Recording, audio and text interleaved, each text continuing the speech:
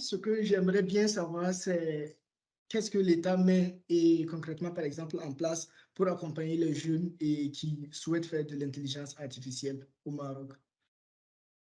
Alors, l'État, à travers ses institutions, à travers les universités, les grandes écoles, les écoles d'ingénieurs, heu, fournit des formations, orientées, numériques et parfois intégrant des modules d'intelligence artificielle. Et c'est de plus en plus le cas, dans différentes universités qui intègrent dans leur cursus des filières à part entière d'intelligence artificielle Ce au Maroc. programme-là, il y a de l'importance qu'elle a et j'aurais voulu savoir, un peu peut-être, de manière peut-être un peu plus concrète, comment, l'État marocain souhaite, encourager, des projets, d'intelligence artificielle dans les années à venir, enfin pour les entreprises et les secteurs de l'économie? Mmh. Alors, je n'ai pas la prétention de parler au nom de l'État marocain, mais ce que je vois comme ce qu'on perçoit, c'est cette volonté de digitaliser davantage le pays. Ça, c'est il y a eu un ministère dédié à la transition, numérique, qui est actif et qui fait un certain nombre de choses, pour généraliser le numérique dans l'administration publique, par exemple. Il y a toutes l comme je vous l'ai dit au début, toutes les formations qui sont en train de voir le jour et qui portent, en elles cette thématique-là de façon très forte, de plus en plus forte autour de l'intelligence artificielle et des sciences des données. Les mu le Au niveau de l'industrie, il y a aussi des réflexions, sur, comment intégrer, la robotique, l'intelligence artificielle, les objets connectés, dans les chaînes de valeur industrielles. Donc il y a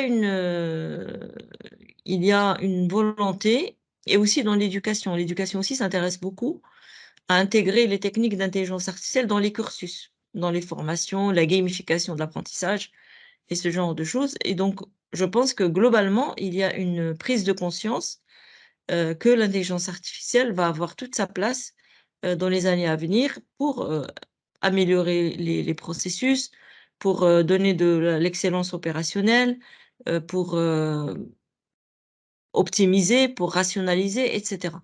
Donc on sent quand même qu'il y a cette volonté, d'intégrer l'intelligence artificielle à différents niveaux, de l'administration marocaine et aussi de l'université marocaine.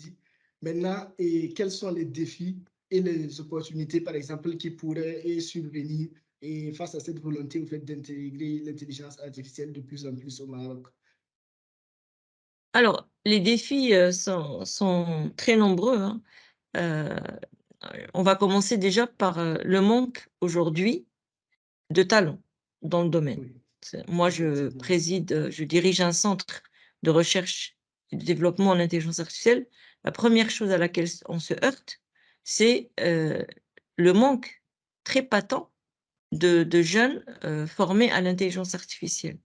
Donc le premier défi, c'est de créer l'écosystème recherche, développement, innovation qui intègre l'intelligence artificielle.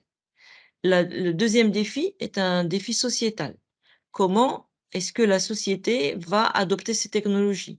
Comment la société va être sensibilisée à ces technologies? Et ce qui se passe aujourd'hui, par exemple, avec ChatGPT ne nous facilite pas la tâche. Il y a beaucoup de stress, beaucoup de peur, beaucoup de craintes. Avant, ces peurs étaient là, étaient latentes, mais aujourd'hui, elles sont passées à l'échelle grand public.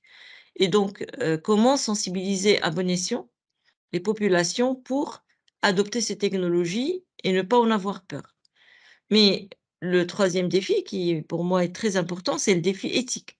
Comment aussi ne pas ouvrir, la porte à des usages qui sont maléfiques, et il peut y en avoir de l'intelligence artificielle par des, des acteurs qui ne seraient pas forcément éthiques et responsables. Nous faisons cet entretien car il va y avoir une école de printemps, le mois prochain, qui a pour but, justement, d'aider, un cer des étudiants, mais aussi, des managers à se familiariser avec l'école, avec, l'intelligence artificielle. À votre sens, en quoi une telle école peut être utile et pour quelles raisons les gens qui regardent cet entretien, devrait y participer? Alors, moi, je pense que la Spring School va être très intéressante parce qu'elle va. J'ai vu les thématiques, donc déjà, c'est tout ce qui est autour de l'aide à la décision et l'analytique. Et c'est une des thématiques phares de l'intelligence artificielle. Et je pense aussi que c'est le, le, le panel, les personnes qui vont intervenir sont de très grande qualité. J'ai vu qu'il y a beaucoup de nationaux, mais il y a aussi beaucoup d'internationaux et donc ça, c'est une occasion aussi pour croiser les points de vue, les manières de faire, les connaissances et cetera. Et de façon beaucoup plus générale, je dirais qu'aujourd'hui, nous avons besoin de ce type de formation au Maroc parce qu'il y a un manque. Moi, au sein de AI Movement, on a créé le master exécutif, pour former les personnes qui sont en entreprise sur 10 mois et on a aussi créé un master junior pour les 8-14 ans, pour les former au codage, à la robotique, l'utilisation des objets connectés, l'intelligence artificielle et cetera. Aujourd'hui, il y a un tel manque dans le paysage que toutes les initiatives de formation, je dirais, sont les bienvenues. Il faut les multiplier, il faut en faire plusieurs. Il faut adresser plusieurs cursus, plusieurs niveaux, les jeunes, les moins jeunes, la formation tout au long de la vie et cetera, pour, faire connaître un peu plus cette discipline. Ce qu'il faut savoir, c'est que pendant des années, on n'a pas enseigné l'intelligence artificielle au Maroc. Ça commence juste à arriver et donc il y a des gens qui sont formés, qui ont été formés il y a 10 ans, des ingénieurs, des gens pas qu'au Maroc, hein, vous prenez les grandes écoles en France, pendant des années, ils enseignaient pas l'intelligence artificielle. Donc ça commence à venir, les masters, les DEA, les stratégies nationales d'intelligence artificielle, qui mettent le paquet sur la formation en intelligence artificielle et nous avons besoin d'initiatives, heu, de ce type-là au Maroc et en Afrique, de Vous façon avez parlé générale. d'intelligence artificielle, de ses bienfaits, au fait, et de ses opportunités et des défis également à relever.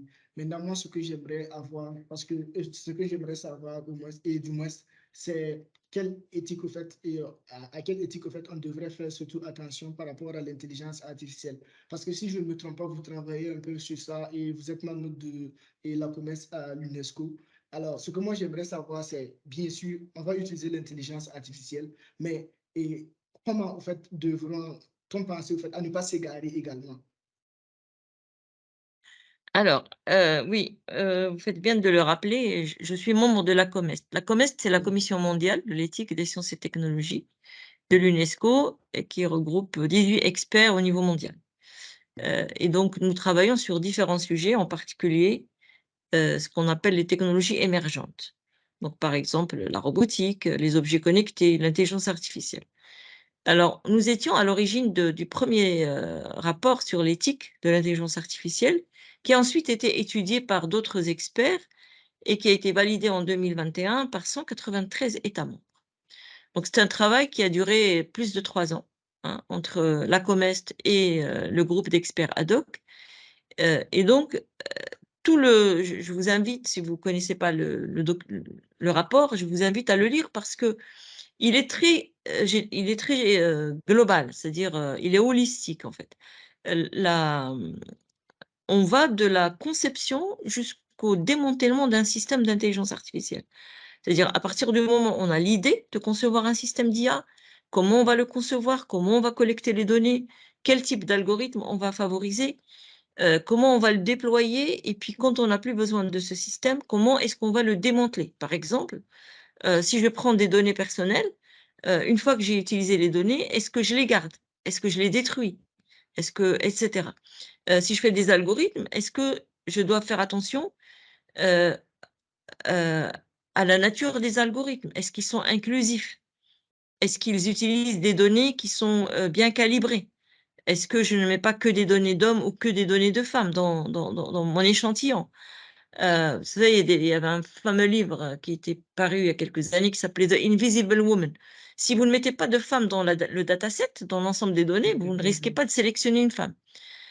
Ou bien des questions de genre, des questions d'inclusion sociale et cetera. Donc l'intelligence artificielle, on parlait avant de fracture numérique, mais avec l'intelligence artificielle, on a une double fracture.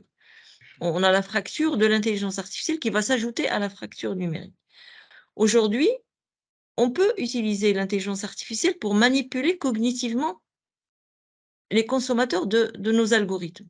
Alors, comment faire pour que les algorithmes qu'on développe ne manipulent pas, par exemple, les gens? Vous vous rappelez, il y a une fameuse histoire qui a eu lieu qui s'appelle, dont le nom est Cambridge Analytica, où c'était un use case très intéressant, où on a montré qu'en utilisant les comptes Facebook de, je sais pas, 160 millions d'utilisateurs, on a réussi à changer l'output des élections américaines.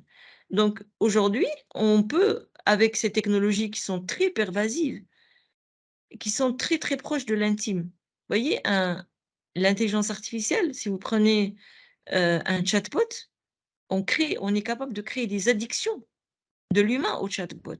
On est capable de créer des interactions très, très fortes et donc de manipuler cognitivement, à telle enseigne qu'il y a un pays, en Amérique latine, le Chili, qui avait décrété en 2020, heu, il a déclaré que les droits cognitifs doivent être protégés comme tous les droits de l'homme.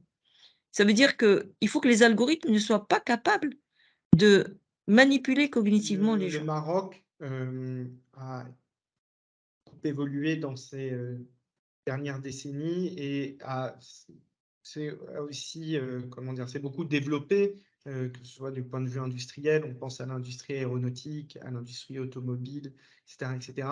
Et le Maroc a émergé comme un pays phare de l'Afrique, et a exprimé aussi son désir d'être l'un des pays phares de l'Afrique.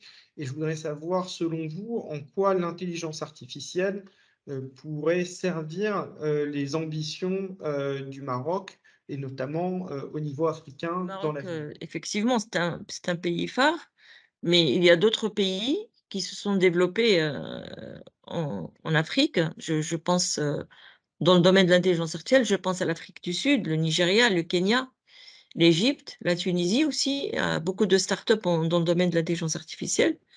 Donc on n'est pas les seuls sur le continent à faire de l'intelligence artificielle, même si on a des ambitions d'être leader sur ce sujet-là.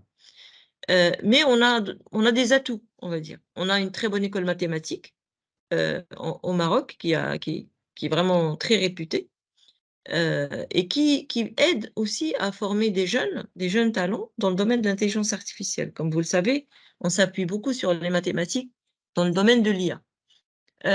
Alors, moi, je dirais pas que l'IA va être un outil, pour le Maroc pour, se positionner en Afrique, mais je dirais que le Maroc, de par, son positionnement, stratégique, géopolitique et cetera, a un rôle à jouer pour impulser l'intelligence artificielle en Afrique.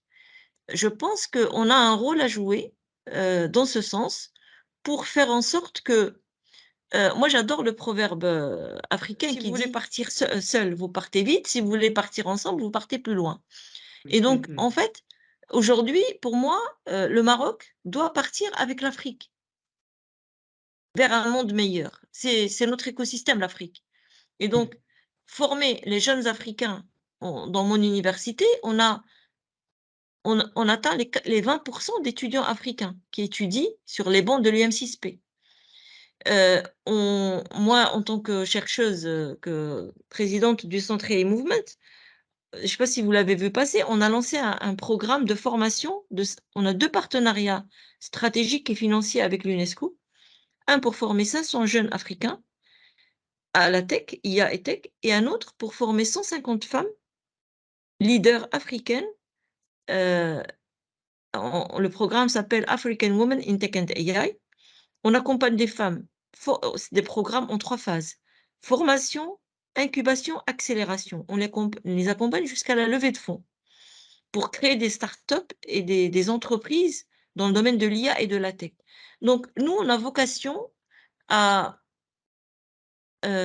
utiliser, nos atouts pour aller, pour donner des formations, pour, travailler avec des pays africains, pour aller vers, une IA africaine qui soit éthique, responsable, qui répond à des besoins de l'Afrique, à des besoins du terrain, qui prend en compte, les ODD de 2030. Moi, je plaide pour, les ODD 2030 grâce à l'intelligence artificielle, mais aussi Je ne sais pas si vous connaissez le programme l'IA, l'Afrique que nous voulons, de 2000, qui a été mis en place par les Nations Unies, qui va aussi dans ce sens-là. Donc, on est plus, on veut être moteur dans cette révolution technologique industrielle avec l'intelligence artificielle sur le continent africain. D'accord. Ok. Donc, on voulait, madame le ou la professeure, Là, en la français, on professeure. dit la professeure avec E. D'accord. Alors, la professeure, on souhaitait vous remercier de votre temps et aussi de nous avoir instruits sur ces sujets-là. Et on sera ravis, d'une part, de vous faire parvenir l'entretien, mais aussi de vous tenir au courant des avancées de cette école et, et le cas échéant, d'autres initiatives sur l'IA qui pourraient être prises par Mohamed, moi ou Wendy. Avec grand plaisir.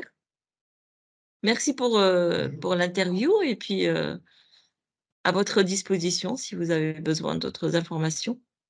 Merci beaucoup. Merci.